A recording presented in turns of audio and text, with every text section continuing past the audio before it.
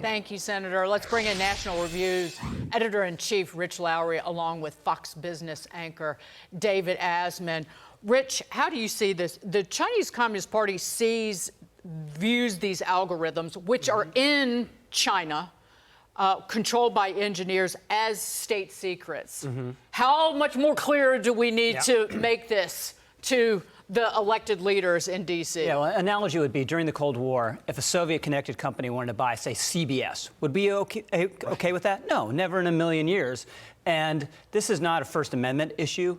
TikTok, if it's sold to someone else, it can produce the same schlock it does now, right? It's a national security issue because it's spying on people, and it's also a propaganda vehicle that the Chinese regime or people sympathetic to it are obviously putting their thumb on the scale on sensitive issues. And David, again, young kids who use this app, and even some middle-aged people, they're upset about a potential ban on TikTok. But when do we let young kids drive national security policy? The adults step in and go, "I'm sorry, I know you might like the app, but we're not going to allow this because it's a national security threat." Wait a minute, isn't AOC in Congress? Well, I guess she's not a kid. She's a little older than that. But yes, we do allow kids to control what's happening because Democrats right now in particular, and some Republicans, by the way, it's bipartisan, are so desperate for votes that they're willing to give leeway to TikTok. Let's face it, this is not separate from the election campaign that we're in. And there's going to be I think there's going to be no substantive move against TikTok before the election because both sides want to use TikTok to get their message across. In 2016, Facebook, before it was censorious, was used by the Trump campaign very effectively. Jared and other people in Trump's campaign were able to use it to get the message across. Both campaigns want to use TikTok for that now. So I suspect for all the rhetoric, all of the shouting and stuff, at the end of the day, there's not going to be much done until after the election, if then. All right, well, let's now turn to some more news from Capitol Hill. Watch this. Republicans do not want an open process where Americans can see their tactics, expose their baseless inquiry, or hear what I have to say. What are they afraid of? I'm here. I'm ready. That was then. Let those words live in infamy because Hunter wasn't there today, and he sure as hell wasn't ready for what was uncovered as his ex-business partner, Tony Bobulinski, tore the Biden family brand they've been selling for years to shreds. Should I allow Hunter to give his opening statement first? Mr. Bobulinski, who's the big guy? Joe Biden. You sure? I'm 1,000% sure. Mr. Bobulinski, do you know whether the Biden family made any money from China? They did. Millions of dollars. I think approximately 8 to 9 million. Is it your testimony today that you personally witnessed President Joe Biden commit a crime? I believe the fact that he was sitting with me while I was putting together a business deal. Did you witness the president commit a crime? Is it your testimony today? Yes. And what crime have you witnessed? How much time do I have to go through it? It is simple. You name the crime. Did you watch him steal something? Corruption statutes, RICO and conspiracy. What is it? What is the crime, sir? Specifically. You asked me to answer the question. I answered the question. No. RICO, you're obviously not familiar with. Corruption statutes. Excuse me, sir. RICO is not a crime. When I ask you a question, that's when you answer. Otherwise, I'm talking. So. Excuse me? And if you thought the award for the biggest loser and embarrassment will go to Hunter after today's hearing, well, you thought wrong. Florida Democrat Jared Moskowitz outperforming Hunter in the sleaze department, arriving to today's hearing dressed as Vladimir Putin. There you go. Rich. Excuse me, sir. Excuse me. Again, whether there is impeachment or not. This is a political statement about the Biden family brand. The money flowed all in one direction, and what went in the other direction? Access to Joe Biden, in the words of Andy McCarthy. I think this investigation and these hearings have been a tremendous success because they've aired all this information we didn't know.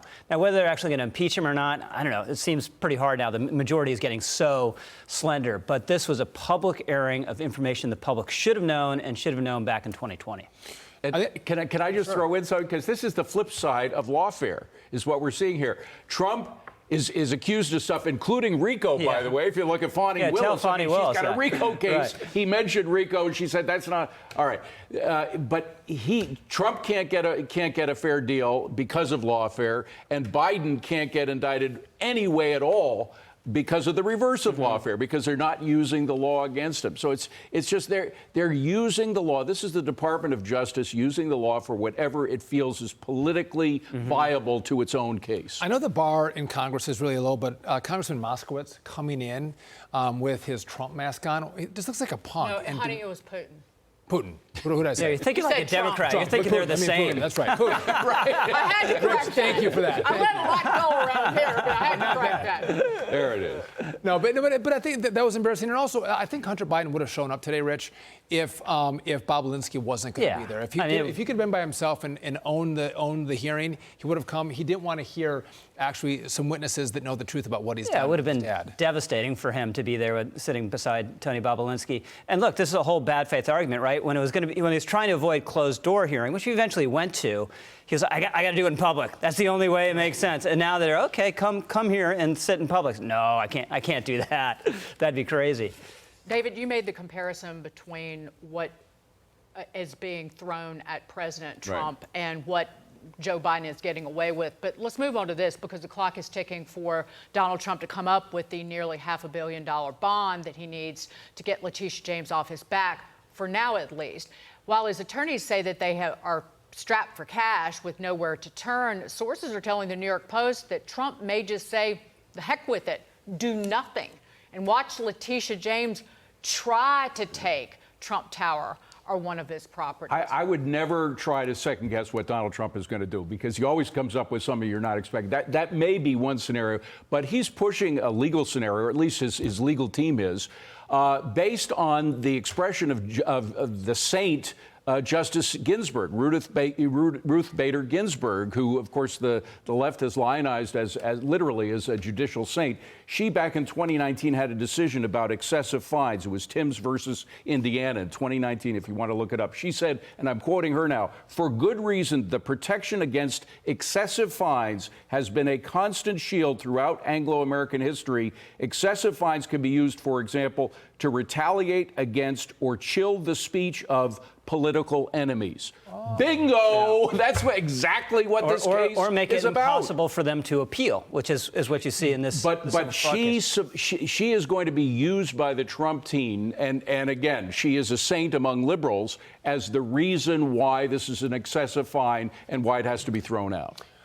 Listen, this is going to be interesting how Trump plays it up, but you're right. Trump usually comes out on top in all of these things where they think they have him caught. But let's go to this, because the left has a new talking point. Trump doesn't have the $464 million on hand, so now he's a walking national security threat. Here's my problem, though. I mentioned Saudi Arabia and Russia for a reason. Yeah. They have motivation to give him the money, because then they will own him. And China. They almost own him now. Rich, this is Rich. Again, Joe Biden and Hunter Biden, we have evidence that they were getting money from Russia and China. But here the view is going to go, because Donald Trump has had lawfare against him in this massive fine. Now he's a national security risk. And we're not going to find out if the Saudis or the Russians front or the Chinese front him the money. This is so shameful.